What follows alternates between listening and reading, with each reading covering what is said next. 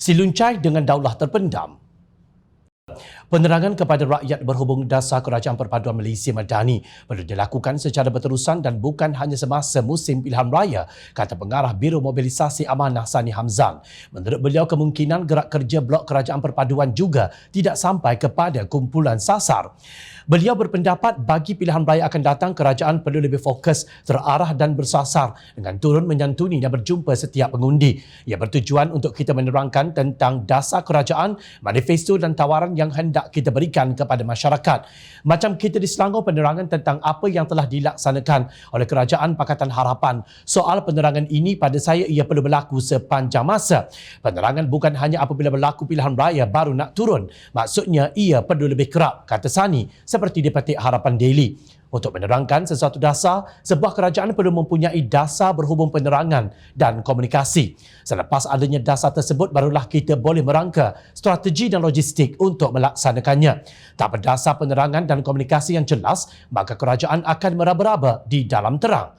Dalam keadaan tersebut, daulah terpendam akan berbaharajelela kerana ketiadaan atau lemahnya mekanisme kawalan dan pemantauan terhadap pelaksana, iaitu penjawat awam yang bertindak sesuka hati mereka.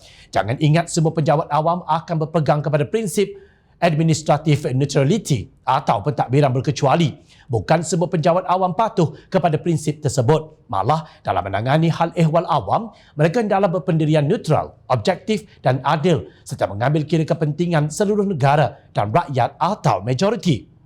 Terdapat penjawat awam yang tidak memahaminya kerana tidak pernah pun belajar mengenai prinsip tersebut ketika di universiti, ataupun sengaja tidak mahu memahaminya kerana taksub kepada fikrah politik tertentu. Mari kita ambil contoh Imam Masjid Putrajaya Bakri Ambuala yang dikatakan memegang jawatan utama dalam PAS Wilayah Persekutuan. Pegawai Jabatan Kemajuan Islam Malaysia JAKIM berkenaan merupakan pengarah pilihan raya Dewan Ulama PAS Wilayah Persekutuan. Berdasarkan hantaran di Facebook Dewan Ulama PAS Wilayah Persekutuan yang bertarikh 16 Jun 2023, beliau memegang jawatan itu bagi sesi 2023 hingga 2025. Penglibatan Bakri dalam PAS bercanggah dengan larangan mengambil bahagian dalam politik seperti digariskan dalam Peraturan 21, Peraturan Pegawai Awam, Kelakuan dan Tata Tertib 1993. Perkara 21/1/FE2 memperuntukkan, kecuali sebagaimana yang diperuntukkan dalam Sab Peraturan 3, seseorang pegawai dalam kumpulan pengurusan tertinggi dan kumpulan pengurusan dan profesional adalah dilarang mengambil bahagian aktif dalam aktiviti politik atau memakai mana-mana lambang sesuatu parti politik, dan dalam khususnya dia tidak boleh memegang apa-apa jawatan dalam mana-mana parti politik. Mengapa perkara ini dibiarkan berlaku tanpa diambil tindakan? Jawapannya kerana kerajaan cari mekanisme untuk mengawal dan memantau aktiviti penjawat awam di luar kerja hakiki. Sementara itu, penjawat awam berkenaan tanpa rasa bersalah melanggar peraturan yang telah pun diketahuinya. Kini hantaran atas Bakri Ambuala muncul kembali bersama hantaran hulunya yang berbunyi orang Islam kena ada parang sembelihan untuk persiapan. Mana tahu si kafir nak jadi macam lembu korban. Free Malaysia Today pada 19 Ogos 2019 melaporkan bahawa polis telah menahan seorang suspek iaitu Bakri yang didakwa menaikkan hantaran berkenaan di Facebook beliau. Menurut pemangku Ketua Polis Kuala Lumpur Roslan B. Ahmad, suspek berkata akaun Facebook miliknya itu telah digodam. Kes berkenaan disiasat di bawah Seksyen 505-C Kanun Keseksaan dan Seksyen 233 Akta Komunikasi dan Multimedia. Apa yang berlaku pada siasatan polis pada tahun 2019, rakyat ingin tahu. Kerana hari ini Bakri masih memegang jawatan sebagai penolong pengarah kanan Pengimarahan Khidmat Sosial Jabatan Kemajuan Islam Malaysia JAKIM dan juga imam di Masjid Putrajaya.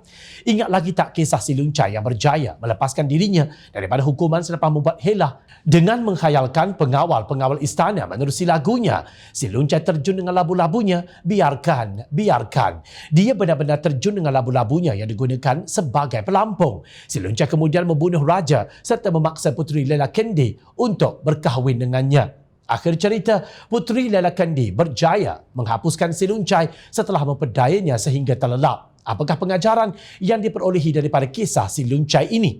Dalam konteks negara moden, pengawal-pengawal istana ialah penjawat awam yang khayal dengan dongeng penunggang agama dan tidak melaksanakan tanggungjawab yang diamanahkan kepadanya.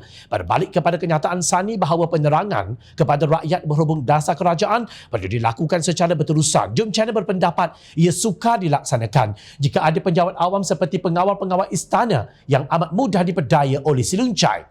Dengan jawatan tinggi dalam PAS, Bakri Ambola sebenarnya telah ingkar konsep neutraliti profesional dalam perkhidmatan awam. Kerana adanya penjawat awam sepertinya, kerajaan tidak boleh lagi bergantung semata-mata kepada penjawat awam untuk menterjemah dan menjelaskan dasar yang ada.